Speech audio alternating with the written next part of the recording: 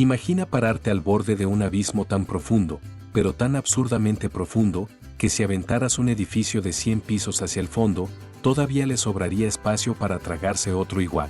Siente el viento helado de la sierra golpeándote la cara mientras miras hacia abajo y solo ves una caída vertical que marea, un laberinto de piedra que parece no tener fin. Estamos hablando de un monstruo geológico tan salvaje, tan indomable, que mantuvo a comunidades enteras completamente borradas del mapa y aisladas del mundo durante 300 años. No, la neta no estamos hablando del famosísimo Gran Cañón de Arizona, eso es lo que siempre nos venden en las películas. Estamos hablando de algo mucho más grande, más profundo y 1000 veces más brutal. Algo que está aquí, en nuestro México, respirando en silencio y que casi nadie conoce realmente. Hoy vamos a descender al corazón puro de la Barranca del Cobre. Ese sistema de cañones colosales que convirtió regiones enteras del estado de Chihuahua en territorios a los que nadie, absolutamente nadie, podía entrar hasta bien entrado el siglo XX. ¿A poco no se te enchina la piel de pensarlo? Un lugar en tu propio país donde el tiempo simplemente se detuvo. Este no es solo un accidente geográfico bonito para tomarse la foto. Es la razón exacta por la cual pueblos completos vivieron atrapados en otro siglo, respirando aire antiguo, mientras el resto del país avanzaba, construía carreteras y levantaba rascacielos. Fue la gran barrera natural, el muro de piedra que derrotó a los españoles, que hizo sudar sangre a los ingenieros más brillantes de nuestra historia, y que se tragó la vida de más de 100 trabajadores antes de que alguien pudiera decir que la había conquistado. ¿Cómo es posible que un lugar tan inmenso, tan nuestro, haya permanecido tan oculto entre las nubes y la tierra durante tanto tiempo? ¿Qué secretos guardaban esos precipicios que ni siquiera aparecían completos en los mapas de gobierno hasta los años 70? ¿Y cómo diablos lograron meter un tren, una bestia de hierro de miles de toneladas, a través de este infierno vertical? Prepárate, porque lo que vas a descubrir hoy sobre la Barranca del Cobre va a cambiar por completo tu forma de ver a México. Vas a entender lo que significa realmente estar aislado. Y para arrancar, te suelto el primer golpe de realidad. No es una barranca. Son 7 gigantes. Cuando la gente de fuera dice Barranca del Cobre, casi todos se imaginan una sola grieta en la tierra. Estamos hablando de un sistema completo, vivo, de 7 barrancas principales que se entrelazan como las venas saltadas de un organismo colosal. 7 nombres que saben a tierra seca y que durante siglos fueron el sinónimo absoluto de lo inalcanzable. Este sistema monstruoso cubre más de 60.000 kilómetros cuadrados en plena Sierra Tarahumara. Para que te hagas una idea de la brutalidad de este tamaño, eso es más grande que países enteros. Suiza o Costa Rica caben completitos ahí adentro. Si quieres ayudar a que el viejo México no se olvide, suscríbete. Durante el siglo XX, cuando los geólogos por fin pudieron meterse a estudiar el sistema completo, se fueron de espaldas. Se dieron cuenta de que no estaban ante unas simples montañas cortadas, estaban ante un laberinto tridimensional de abismos. Cada una de estas barrancas tiene su propia alma, su propio carácter, su propio microclima que te puede matar si no vas preparado. No son cortes parejitos en la tierra, no. Son heridas geológicas únicas, talladas a la mala por ríos furiosos durante millones de años. Cuando los primeros exploradores europeos asomaron la nariz por la zona, simplemente no les cabía en la cabeza lo que estaban viendo. Sus mapas de papel se volvían inútiles, sus brújulas de bronce se volvían locas entre paredes de roca magnética que tapaban la luz del sol durante horas. La Barranca del Cobre no era un obstáculo en el camino, era un universo paralelo tallado a cincel. Y aquí viene el dato que te vuela la cabeza, el récord oculto que nadie te cuenta. La Barranca de Urique, una de estas 7 hermanas, alcanza 1879 metros de profundidad. Te lo repito para que lo asimiles, 1879 metros hacia el centro de la Tierra. Eso es muchísimo más profundo que el intocable Gran Cañón de Arizona, que apenas llega a los 1737 metros. Cuando en los años 90 por fin se hicieron las mediciones oficiales con satélites y equipos topográficos de alta escuela, los propios geólogos mexicanos no se la creían. En la Barranca Sinforosa, los aparatos marcaron profundidades de hasta 1830 metros. Imagínate esto, podrías agarrar 4 torres latinoamericanas, poner una encima de la otra desde el fondo del río, y la punta de la última antena ni siquiera lograría asomarse al borde del precipicio. Así de inmenso es. Pero claro, el Gran Cañón es famoso en todo el mundo. Sale en películas de Hollywood, en documentales carísimos, en postales que venden en los aeropuertos. ¿Y nuestra barranca? Siendo más profunda, se quedó en las sombras. Permaneció prácticamente como un mito fuera de México hasta hace muy poco. ¿Por qué? Pues porque no se podía llegar, la neta. No había hoteles de lujo, no había miradores pavimentados, durante décadas no había ni siquiera una brecha de terracería que te acercara a verla. Haz el ejercicio de imaginarte parado ahí, en la orilla de Urique. Miras hacia abajo y el fondo simplemente se pierde. Solo ves capas y capas de piedra milenaria que van cambiando de color como si fueran acuarelas, rojo óxido, naranja quemado, amarillo polvo, gris ceniza. Y hasta allá abajo, muy en el fondo, si las nubes y la neblina te dan permiso, alcanzas a ver un hilito verde esmeralda. Es el río. El mismo río incansable que lleva millones de años cortando este abismo como si fuera un cuchillo de agua hirviendo atravesando un bloque de mantequilla. Y si la profundidad no te asusta, hablemos de lo ancho. El sistema completo es 4 veces más extenso que el Gran Cañón. 4 veces. No estamos hablando de un pedacito más grande, te estoy hablando de una diferencia que da miedo. El Gran Cañón tiene unos 446 kilómetros de largo, es gigante, sí. Pero nuestras barrancas, con sus 7 cañones principales y decenas de ramificaciones secundarias, hacen que el gigante gringo parezca una zanja de banqueta en comparación. Y aún así, hasta la mitad del siglo XX, los geógrafos europeos y estadounidenses ni siquiera nos tenían en el radar. México tenía la formación de abismos más impresionante de todo el continente y el mundo ni por enterado. Pero ojo, esto no era porque el lugar no valiera la pena, era porque domar este territorio, mapearlo, medirlo y caminarlo era un reto que rompía cualquier tecnología de la época. No había oro tirado en la superficie para recoger fácil, no cruzaba ninguna ruta comercial importante. No había una sola excusa económica para meterle dinero al lugar. Así que se quedaron ahí, calladas, inmensas, misteriosas y olvidadas por todos, mientras allá abajo la vida latía a un ritmo que no había cambiado desde la época de las cavernas. Y hablando de la vida allá abajo, tenemos que hablar de los verdaderos dueños de este infierno de piedra. Los rarámuri, o tarahumaras, como les llamaron después. Ellos no bajaron a las barrancas a turistear ni a buscar una vista bonita. Llegaron corriendo. Llegaron huyendo despavoridos de los colonizadores españoles que en los 1600 venían subiendo hacia el norte de la Nueva España arrasando con todo, trayendo espadas de acero, viruela y trabajos forzados. Para salvarse, los rarámuri empezaron a escurrirse por las grietas de la tierra, bajando a las profundidades donde nadie en su sano juicio los seguiría. Y la jugada les salió perfecta. Los españoles, por más hambrientos de conquista que anduvieran, simplemente toparon con pared. Las barrancas eran demasiado hondas, los caminos de cabra eran demasiado estrechos y resbalosos para sus caballos pesados y sus armaduras de metal. Así que los rarámuri lograron lo que casi ningún otro pueblo indígena en todo el continente pudo, encontraron una fortaleza de roca pura. Un refugio absoluto donde su lengua, sus tambores, su ropa y su alma se mantuvieron intactos. Durante 300 años, estas familias vivieron en un aislamiento que te hiela la sangre. No porque fueran ermitaños amargados, sino porque la misma geografía los abrazó y los escondió. Se volvieron maestros de la verticalidad. Aprendieron a sembrar maíz y frijol en terrazas imposibles, colgadas de acantilados donde un paso en falso significaba caer al vacío y no volver a ser visto jamás. Crearon caminos invisibles que solo sus pies descalzos o como araches de llanta conocían. Vivían de lo que la barranca les daba, cazaban, recolectaban, sembraban. Tenían un mundo entero allá abajo, un mundo que el México de la superficie, el México de los palacios y los presidentes, había borrado de su memoria. Cuando el siglo XX por fin asomó la cabeza por el borde de la barranca, los rarámuri ya llevaban 3 siglos viviendo bajo sus propias reglas. Habían sobrevivido a la colonia, a los gritos de independencia, a los balazos de la revolución. Todo eso pasó por encima de ellos, como un eco lejano, mientras ellos seguían moliendo pinole en sus metates de piedra, ajenos a los dramas que desangraban al país allá arriba. Era otro México, te lo juro. Y para que sientas de verdad lo que era estar aislado, hablemos de Batopilas. ¿Te suena el nombre? Fue un real de minas fundado en 1708, atascado de plata, con casonas coloniales que te dejaban con la boca abierta.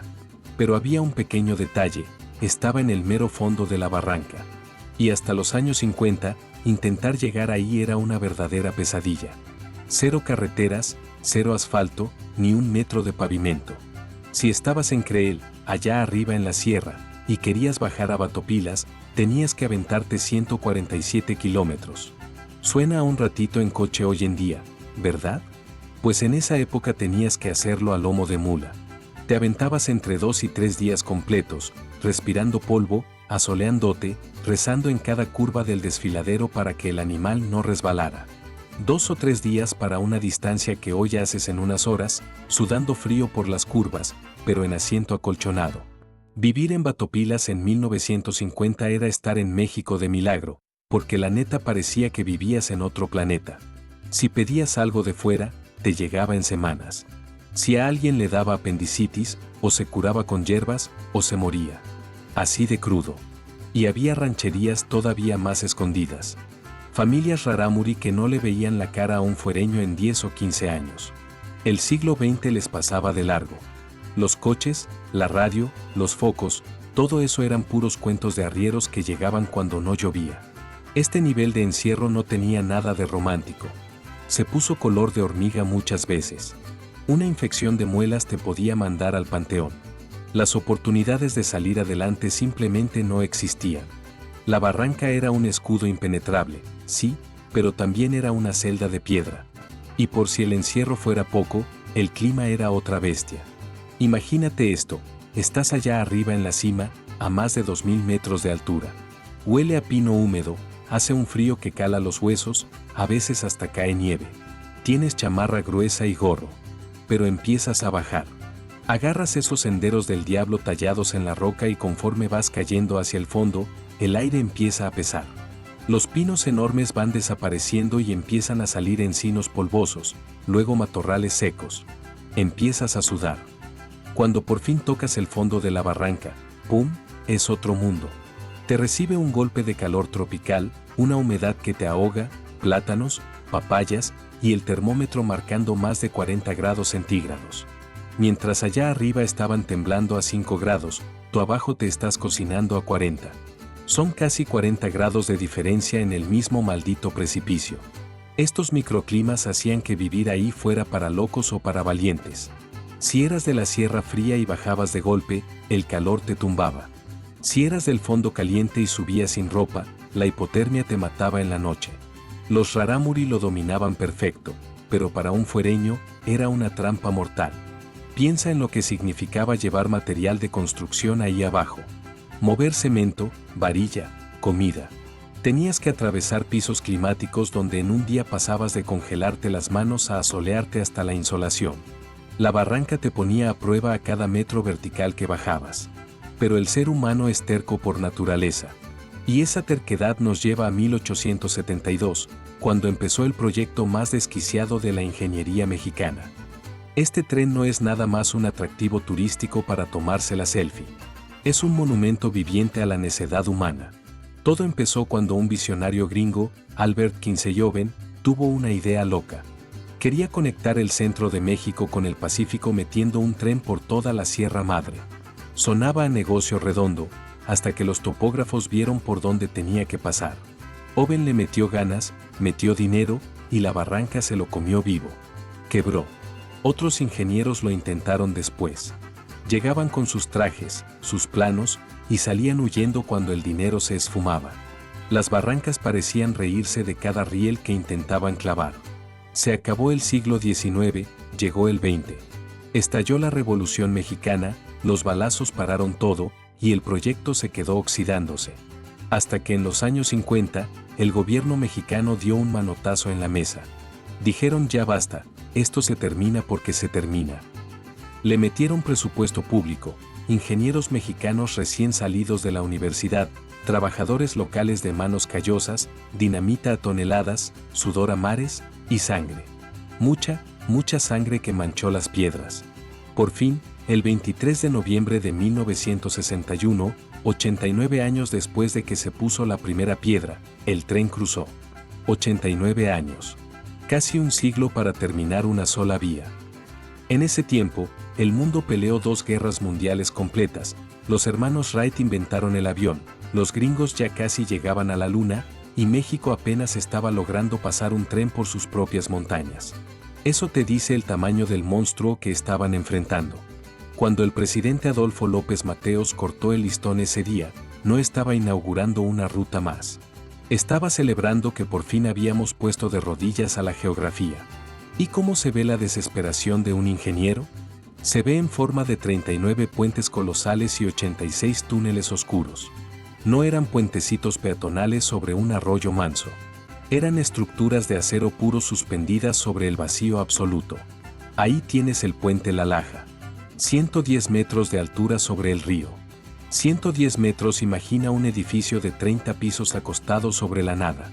Los obreros tenían que colgarse de cuerdas de enequén mecateadas para atornillar los soportes. Siente el vértigo. Un resbalón por el sudor, una racha de viento traicionero que baja por el cañón, y te ibas al fondo sin que nadie pudiera siquiera recuperar tu cuerpo. Y los túneles. Dios mío, los túneles. 86 agujeros negros perforando la roca maciza. Muchos de ellos los abrieron a pico, pala y explosivos porque ninguna máquina pesada cabía por esos precipicios. Imagina estar ahí adentro. El calor sofocante, el ruido ensordecedor de los picos, el olor picante a pólvora quemada metiéndose en tus pulmones. Hombres tosiendo polvo de piedra todo el día, abriendo hoyos de 1 kilómetro de largo en las entrañas de la montaña. Y no podían fallar ni un centímetro. Si el ingeniero calculaba mal el ángulo, el túnel salía hacia el vacío. Y todo esto lo hacían sin computadoras, sin drones, sin láseres. A puro teodolito de bronce, reglas de cálculo, lápiz, papel y una fe ciega en las matemáticas. Era artesanía pura a escala gigante. Y funcionó. Ese mismo tren sigue pasando por ahí, crujiendo sobre los mismos rieles, demostrando que cuando el mexicano se aferra, no hay piedra que lo detenga. Ese 23 de noviembre del 61 fue el día que la Gran Barrera cayó en pedazos. Chihuahua y Sinaloa, el desierto y el mar, por fin se dieron la mano. Lo que antes tomaba semanas de agonía a lomo de mula, ahora se hacía en unas cuantas horas, sentado junto a una ventana viendo el paisaje pasar. Las comunidades que llevaban 300 años en la sombra de pronto vieron la luz de las locomotoras. Los rarámuri, que solo estaban acostumbrados a ver águilas cruzando el cielo, ahora veían gusanos de acero echando humo negro. Pero el progreso nunca es gratis. Naka. Cuando abres la puerta al mundo exterior, siempre hay algo valioso que se escapa y no vuelve. Se empezó a perder la paz del olvido, la autonomía pura de esa gente. Y hablemos del precio de sangre, de lo que nunca sale en las placas de bronce de las inauguraciones. En esa recta final de los años 50, se calcula que murieron más de 100 trabajadores. Y esa es la cifra oficial. Tú y yo sabemos cómo son los registros de esa época. Seguro fueron muchos más.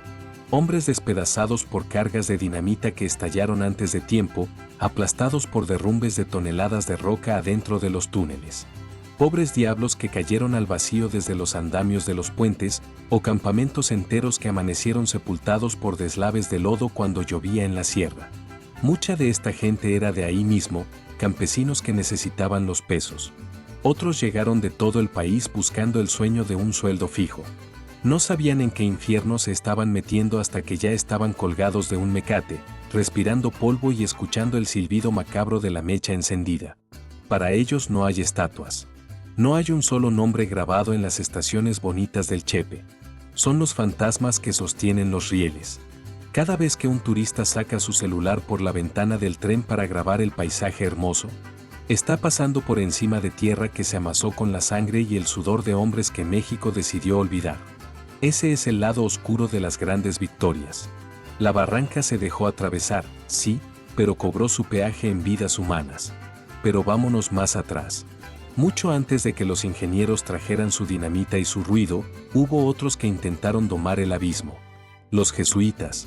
Esos misioneros obstinados que llegaron entre 1607 y finales de ese siglo. Venían con su cruz de madera y sus túnicas polvosas, intentando llevar su fe hasta donde el mapa se quedaba en blanco. El padre Juan María de Salvatierra se asomó al precipicio en 1690 y escribió: